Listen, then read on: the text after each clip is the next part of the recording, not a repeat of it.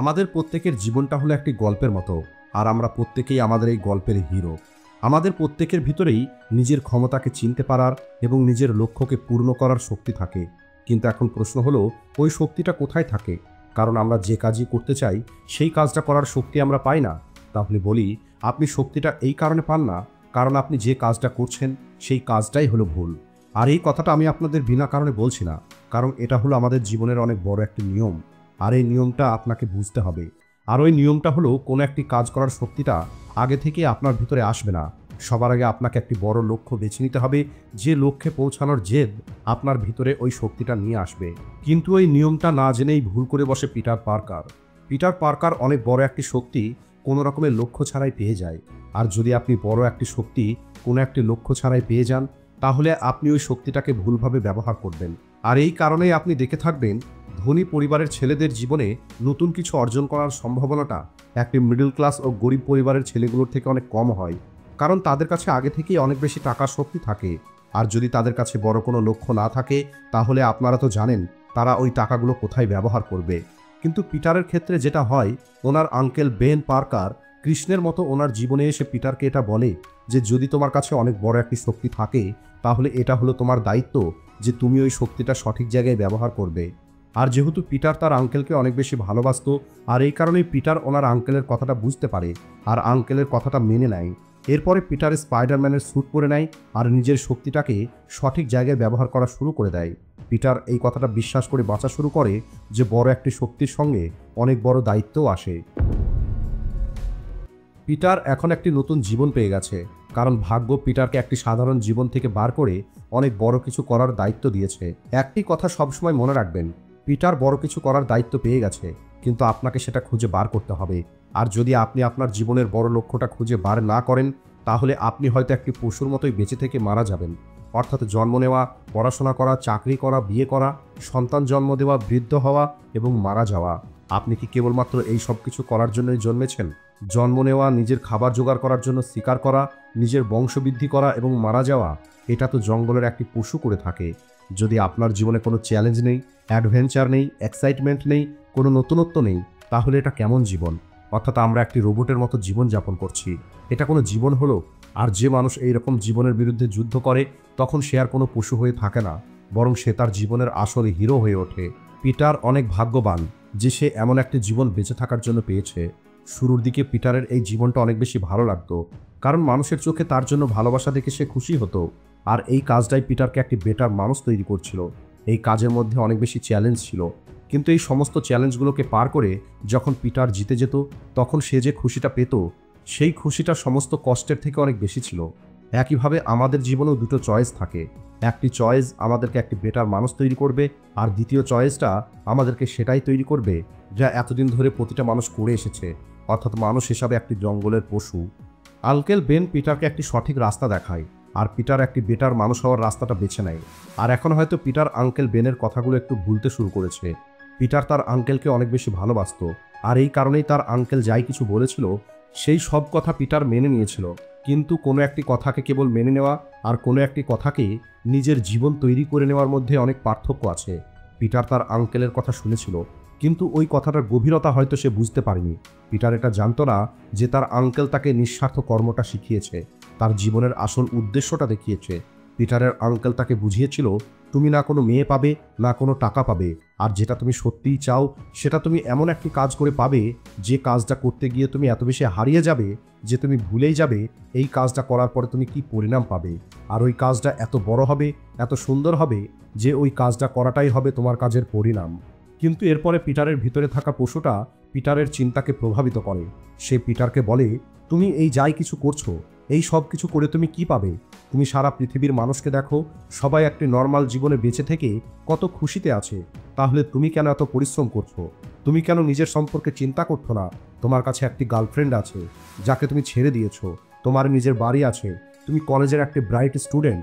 তুমি যদি এই সব কিছু না করো, তাহলে কি পৃথিবীটা চলবে না? একইভাবে যদি আমরাও কোনো একটি কাজ পেয়ে যাই, যে কাজটা অনেক বড়, যে কাজটা করতে আমাদের অনেক ভালো লাগে, কিন্তু আমাদের মধ্যেও কখনো না কখনো অলসতা আসা শুরু হয়ে যায়, আমাদের সেই পুরনো কমফোর্টেবল জীবনটা মনে আসা শুরু হয়। আর যেহেতু আমরা নিজেকে ভুল প্রমাণ করতে চাই না, তাই তখন আমরা বলি, হয়তো এই কাজটাই আমার যোগ্য নয়। এই কাজটা আমার জন্য তৈরি হয়নি। আর এটাই হলো সেই সময় যখন আমাদের নিজেকে সামলাতে হবে, কিন্তু আমরা নিজেকে সামলাতে পারি না। পিটারও নিজেকে সামলাতে পারেনি। আমি জানি আপনি যখন সঠিক কাজ করবেন তখন আপনার চারপাশে কিছু মানুষ এমন থাকবে যারা আপনার কাজের কারণে বিরক্ত হয়ে যাবে, কিন্তু এর অর্থ এটা নয় যে আপনি ওই কাজটা করাই ছেড়ে দেবেন। কিন্তু পিটার সিদ্ধান্ত নিয়েছিল। তার কাছে তার পুরনো জীবনটাই তার নতুন জীবনের থেকে বেশি ভালো মনে হচ্ছিল। পিটারের মধ্যে তার কাজের প্রতি যে ভালোবাসা ছিল সেটা ধীরে ধীরে শেষ হয়ে যেতে থাকে। আর এরপরে শেষবারের মতো পিটারের স্বপ্নে ওনার আঙ্কেল আসে আর পিটারকে বোঝানোর চেষ্টা করে যে সত্যিটা কী। কিন্তু পিটার কোনো কিছুই বুঝতে চায়নি। সে কেবল তার পুরনো জীবনটাই ফেরত পেতে চাইছিল। আঙ্কেল বেন বলেন, তোমার এমন চিন্তা দেখে আমার সত্যিই অনেক দুঃখ হচ্ছে। তখন পিটার বলে, আপনি কেন বুঝতে পারছেন না? আমি আমার গার্লফ্রেন্ডের কাছে ফিরে যেতে চাই। তখন আঙ্কেল বলেন, তুমি কি ভুলে গেছো আমরা কত কথা বলেছি বিশ্বাস নিয়ে, ভরসা নিয়ে? আমি ভেবেছিলাম তুমি হয়তো এই পৃথিবীতে আমার স্বপ্নটা সত্যি করবে। তখন পিটার বলে, আমি এমন জীবনে বেঁচে থাকতে চাই না। আমি স্পাইডারম্যান নই। আমি নিজের মতো একটি জীবন পেতে চাই। তখন আঙ্কেল বেন বলেন, প্রকৃতি তোমাকে একটি উপহার দিয়েছে। এই উপহার সবাই পায় না। যদি তুমি এই শক্তিটাকে সঠিক জায়গায় ব্যবহার না করো তাহলে তুমি কখনোই খুশিতে থাকতে পারবে না। তুমি সত্যের রাস্তাটাকে ছেড়ো না, সত্যের হাতটা তুমি শক্ত করে ধরো। কিন্তু পিটার হাতটা না ধরেই চলে যায় আর বলে, আমি এটা করতে পারবো না, আমাকে ক্ষমা করে দেবেন। মনে করে দেখুন, আমি শুরুতেই বলেছিলাম কোনো একটি কাজ করার মোটিভেশন এবং ওই কাজটি করার শক্তি আপনার ভিতরে তখনই আসবে যখন সেই কাজটি তার যোগ্য হবে। যখন আপনি একটি বড় লক্ষ্য তৈরি করবেন তখন ওই লক্ষ্যটা পাবার শক্তি অটোমেটিক আপনার ভিতরে চলে আসবে। পিটারের ভাগ্যটা অনেক ভালো ছিল যে পিটার সেই শক্তিটা আগেই পেয়ে গেছিল। কিন্তু পিটারের ভাগ্য এতটাও ভালো ছিল না যে লক্ষ্যটা শেষ হয়ে যাবার পরেও সেটা তার মধ্যে থাকবে। ওই শক্তিটা সে কোনো একটি কারণে পেয়েছিল, আর যখন ওই লক্ষ্যটাই শেষ হয়ে গেছে পিটারের ভিতর থেকে ওই শক্তিটাও চলে গেছে। আর এখন পিটারের ভিতরে থাকা জানোয়ারটা জিতে গেছে এবং মহান মানুষটা হেরে গেছে। পিটার পার্কার বেঁচে গেছে আর স্পাইডারম্যান মরে গেছে। একটি নতুন সকাল, একটি নতুন দিন, একটি নতুন জীবন। পিটার এখন অনেক খুশি ছিল। এই নতুন জীবন পেয়ে সে ভাবছিল এখন সে মাথা তুলে এই সমাজে বেঁচে থাকতে পারবে। পিটার পুনরায় তার আগের জীবনের কাজগুলো করা শুরু করে। এখন তার জীবনে আর নতুন কিছুই হচ্ছিল না। এখন তার জীবনে কোনো রকমের চ্যালেঞ্জ ছিল না। সত্যি বলতে পিটার তো এটাই চেয়েছিল, একটি এমন জীবন যেখানে সবকিছু আগে থেকেই ঠিক থাকবে।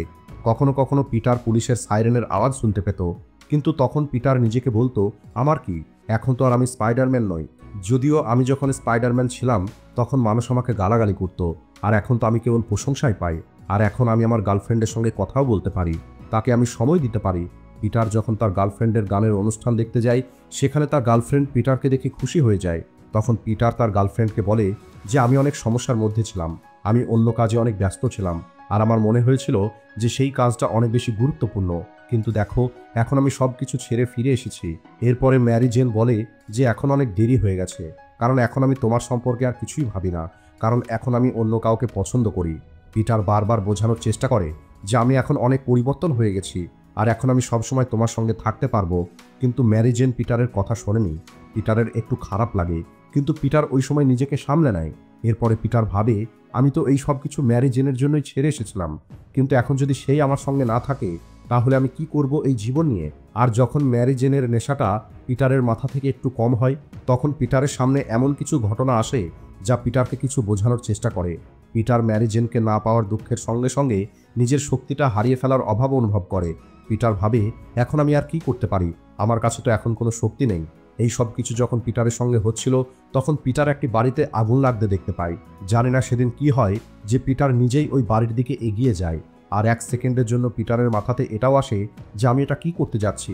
কিন্তু যখন পিটার জানতে পারে ওই বাড়ির মধ্যে একটি বাচ্চা আটকে আছে তখন পিটার আর কোনো কিছুই চিন্তা করার প্রয়োজন মনে করেনি।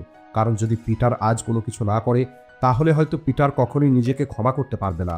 আজ যেন পিটারের ভিতরের স্পাইডারম্যানটা জীবিত হয়ে গেছিল।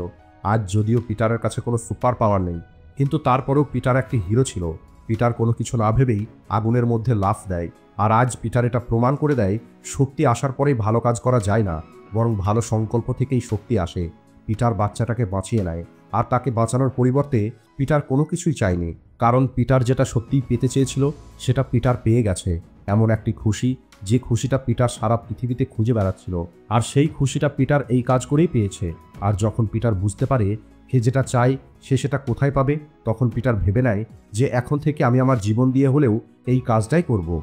পিটার তার জীবনের সবথেকে বড় লক্ষ্যটা নিজের কাজকে তৈরি করে। আর আমি আপনাদের আগেই বলেছিলাম, যখন আপনি অনেক বড় একটি লক্ষ্য তৈরি করবেন তখন ওই লক্ষ্য পর্যন্ত পৌঁছানোর শক্তিটা অটোমেটিক আনলক হয়ে যাবে। আর পিটারের শক্তিটাও আনলক হয়ে যায়। আর সময় চলে আসে স্পাইডারম্যান ফিরে আসার। স্পাইডার